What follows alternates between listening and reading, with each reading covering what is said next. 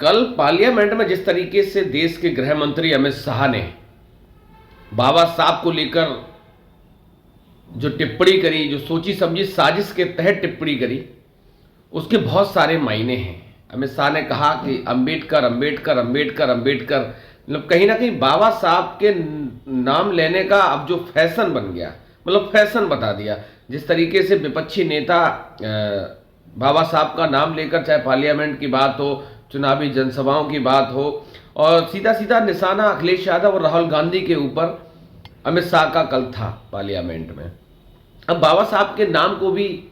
देश के गृह मंत्री अगर फैशन बताएंगे तो इसके बहुत छोटे मायने नहीं है अपने आप में। बाबा साहब की वो सजीवनी, वो संविधान जिसने पिछड़ों को, दलितों को, अल्पसंख्यक समाज के लोगों को देश में कहीं ना कहीं जीने का और अपने हक लेने का जो अधिकार संविधान में दिया है, वही कारण है कि जिस तरीके से देश के गृह मंत्री ने कल बाबा साहब पे टिप्पणी करी। और बाबा साहब पे टिप्पणी करना कोई बहुत बड़ी बात नहीं है, क्योंकि उन्होंने कहा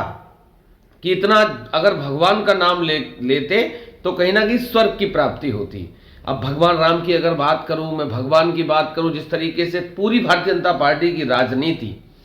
भगवान श्री राम के इर्द गिर्द, अयोध्या के इर्द गिर्द घूमती रही, और राम के नाम को लेकर जिस तरीके का पूरा परिवेश आप कई ऐसी घटनाएं हैं। एक चूंकि भगवान श्री राम तो मर्यादा पुरुषोत्तम श्री राम थे, लेकिन उनके नाम पे राजनीति करने वाली भारतीय जनता पार्टी के लोग, नेता किस तरीके के बयान देते हैं। और जिस संविधान की बात कर रहे हो, जिसको संविधान, बाबा साहब ने जो संविधान दिया था, उसी संविधान को बदलने की बार बार वकालत भारतीय जनता पार्टी के नेता और कार्यकर्ता, और अब यहां तक कि अब देश के गृह मंत्री, क्योंकि गृह मंत्री को बहुत अच्छे से पता है, जो कई इस समय अमित शाह को चाणक्य कहा जाता है कि वो राजनीतिक चाणक्य हैं, और चाणक्य को महारत हासिल है कि चुनी हुई सरकारों को गिराने में, चलती हुई सरकारों को गिराने में, विपक्ष के नेताओं को ईडी और सीबीआई से परेशान करने में महारत हासिल है। इसलिए उनको चाणक्य का नाम दिया गया है। जिस तरीके से भगवान श्री राम के नाम पर पूरी भारतीय जनता पार्टी की राजनीति घूमती रही, और राम के नाम पर, चूंकि भगवान श्री राम को मर्यादा पुरुषोत्तम श्री राम कहा गया है, लेकिन उनके जो अनुयायी हैं, उनके जो मानने वाले लोग हैं, वो किस तरीके से एक समुदाय को, एक विशेष समुदाय, एक मुसलमान समुदाय पर किस तरीके से अत्याचार करते हैं। चाहे संभल की घटना हो, रामपुर की घटना हो, और संविधान की अगर बात करूं तो दलितों की घटना हो। कल दमोह में, मध्य प्रदेश के दमोह में दलित समाज के व्यक्ति को घोड़ी चढ़ने पर उसकी बारात को पीटा गया, बग्गी को तोड़ दिया गया, यहां तक कि घोड़ी तक को भी नहीं छोड़ा गया। वही दूसरी तरफ अलीगढ़ की घटना है कल की। अलीगढ़ में दलित समाज के व्यक्ति को घोड़ी चढ़ने पे किस तरीके से दबंगों ने, उच्च जाति के लोगों ने परेशान किया, पूरी बारात को मारा पीटा गया, 5 लोग गिरफ्तार हुए। अभी तक क्या कार्रवाई हुई है वो देखने वाली बात है, किस तरीके से शासन और प्रशासन कार्रवाई करता है। कल जिस तरीके से अमित शाह ने, देश के गृह मंत्री हैं अमित शाह जी ने जिस तरीके से सोची समझी साजिश के तहत बाबा साहब के नाम को लेकर अंबेडकर अंबेडकर अंबेडकर कई बार उन्होंने जिक्र करा, और जिक्र करने के बाद ये कहा कि इतना ही नाम अगर भगवान का लेते तो कहीं ना कहीं स्वर्ग की प्राप्ति होती। इसके बहुत छोटे मायने नहीं है आने वाले समय में। आने वाले समय में आप देखिएगा, जो देश की और प्रदेशों की जो राजनीति है, वो कहीं ना कहीं आपको देखने को मिलेगी, और वो राजनीति बाबा साहब बनाम भगवान श्री राम, पूरी भारतीय जनता पार्टी का ये एजेंडा आने वाले समय में आपको देखने को मिलेगा कि किस तरीके से पूरे एजेंडे को सेट करके और बाबा साहब के बनाम भगवान की लड़ाई का एजेंडा पूरी तरीके से राजनीतिक प्रयोगशाला में लाया जाएगा। इस समय देश में बहुत स्थितियां विपरीत हैं विपक्षी पार्टियों के लिए।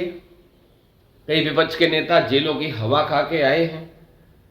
चाहे वो दिल्ली के मुख्यमंत्री अरविंद केजरीवाल हो, झारखंड के मुख्यमंत्री हेमंत सोरेन हो, और जिन लोगों के गर्दन पे तलवार लटकी थी या तो वो भारतीय जनता पार्टी में शामिल हो गए या वो कहीं ना कहीं सरेंडर करके चले गए। तो जिस तरीके से अमित शाह ने कल पार्लियामेंट में बाबा साहब के नाम का जिक्र किया, वो इतना ही दर्शाने के लिए काफ़ी है कि किस भाव से, किस नफरत भरी नज़रों से, और आगे आने वाले जो उनका एजेंडा है, चूंकि उनके कई नेता और कई मंत्री कई बार सार्वजनिक मंचों से, सार्वजनिक रैलियों से ये बोल चुके हैं कि आने वाले समय में अगर हमें 400 सीटें मिलती हैं, चूंकि अभी हाल ही में लोकसभा का चुनाव संपन्न हुआ है, और उन्होंने कई बार कई मौक़ों पे कहा कि हमें अगर 400 सीटें मिलती हैं तो हम इस देश का संविधान बदल देंगे। और उसकी एक बानगी कल देखने को मिली कि देश में एक देश एक चुनाव का बिल सरकार लोकसभा में लेकर आई, और लोकसभा में बिल लाकर बहुमत न होने के कारण वो बिल लोकसभा में पास नहीं हो पाया। हालांकि वो आगे की प्रक्रिया, वो जेपी में जाएगा, उसके बाद क्या क्या जो भी कानूनी प्रक्रियाएं होती उनसे घूमता हुआ अब बहुत कम संभावनाएं बची हैं। यही अगर पिछली बार की सरकार रही होती तो इन लोगों को संविधान बदलने में जरा सी भी देर नहीं लगती। और यही कारण है कि वो जिस तरीके से बाबा साहब से नफरत करते हैं, क्योंकि आप भगवान राम के नाम पर राजनीति करते हैं, और दलित समाज, पिछड़े वर्ग के लोग, अल्पसंख्यक समाज के लोग, उनके लिए भी बाबा साहब किसी भगवान से कम नहीं है, जो कि उन्होंने संविधान में उनको हक बराबरी का हिस्सा और अपने हक के लिए लड़ने का जो जज्बा संविधान ने दिया है, और संविधान में साफ साफ लिखा कि हम भारत के लोग जो भारत में रहते हैं वो सब भारत के हैं। उसके बावजूद तत्कालीन पार्टी और भारतीय जनता पार्टी के लोग समय समय पर बहुत से लोगों को पाकिस्तान का वीज़ा देते रहते हैं। तो अब देखने वाली बात यह है कि जिस तरीके से अमित शाह ने बाबा साहब का और भगवान श्री राम का जिक्र किया, इसके बहुत सारे मायने हैं, और आगे आने वाली राजनीति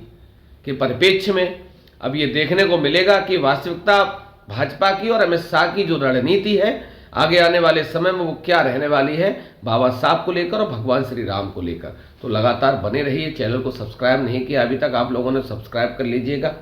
बहुत बहुत धन्यवाद।